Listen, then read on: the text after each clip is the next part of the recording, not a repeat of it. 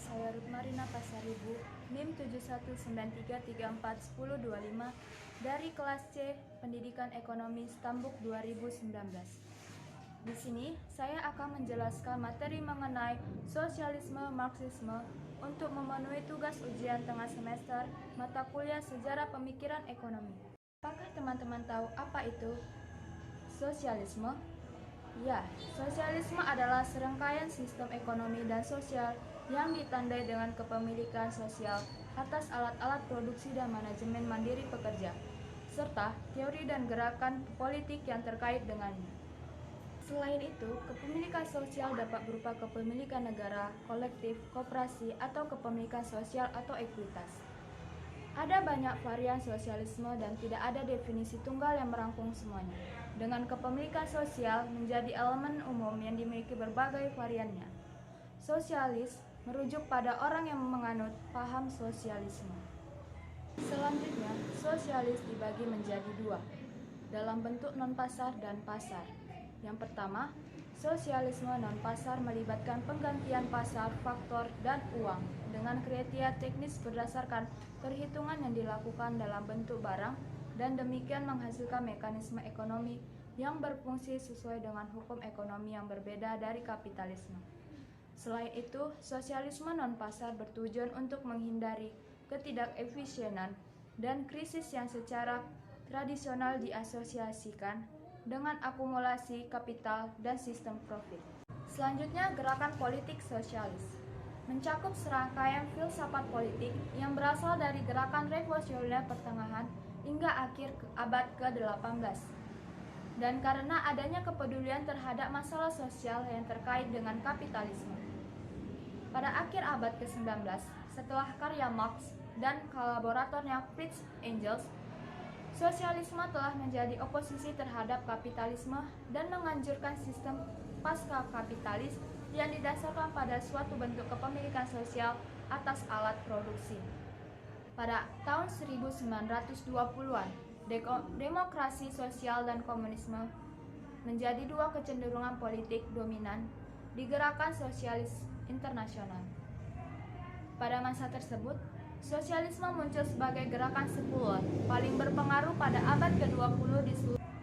Pada masa tersebut, sosialisme muncul sebagai gerakan sekuler paling berpengaruh pada abad ke-20 di seluruh dunia.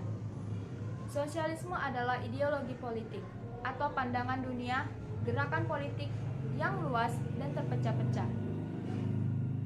Dan ketika kebangkitan Uni Soviet sebagai negara kapitalisme nominal pertama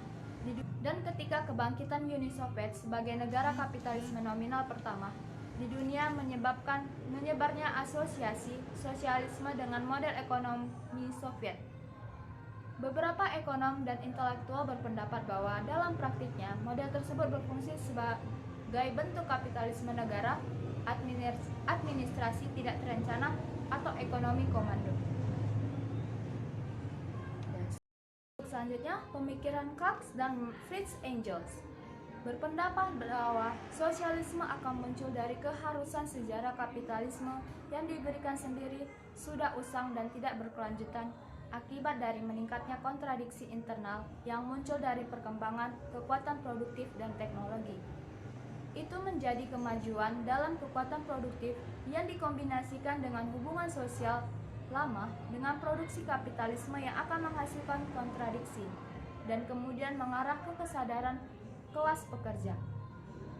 Marx dan Engels berpandangan bahwa kesadaran orang-orang yang memperoleh upah atau gaji akan dibentuk oleh kondisi mereka yang menjadi budakan upah, yang mengaruh ke kecenderungan untuk mencari kebebasan atau emansipasi mereka dengan menggulingkan kepemilikan alat-alat produksi oleh kapitalis dan akibatnya menggulingkan negara yang menunjung tinggi tata ekonomi kapitalis ini.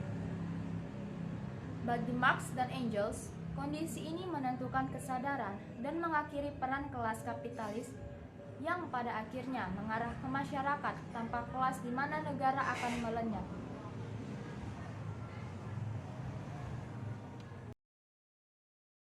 Selanjutnya, konsepsi sosialisme Marxis adalah bahwa fase sejarah tertentu yang akan menggantikan kapitalisme didahului dengan komunisme.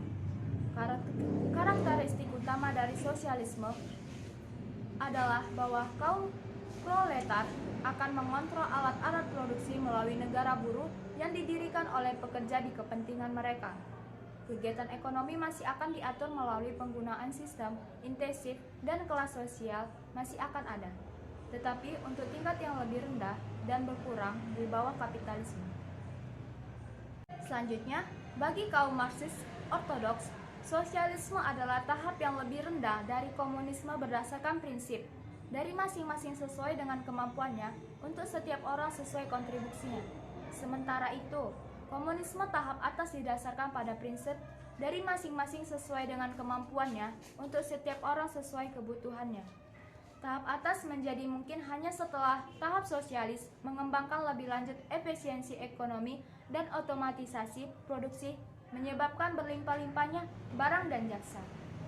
Selanjutnya, saya akan menjelaskan materi terakhir bahwa Marx berpendapat kekuatan produktif material dalam industri dan perdagangan dibawa ke dalam kehidupan oleh kapitalisme yang didasarkan pada masyarakat koperasi, karena produksi telah mencakup massa sosial, sedangkan kegiatan kolektif kelas pekerja bertujuan untuk membuat komoditas, tetapi dengan kepemilikan pribadi atau hubungan produksi atau hubungan barang.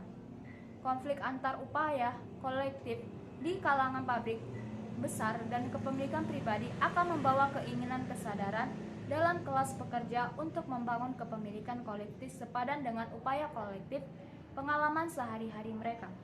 Baiklah, sekian pemaparan materi yang bisa saya jelaskan mengenai sosialisme Marxisme, dan saya ucapkan terima kasih.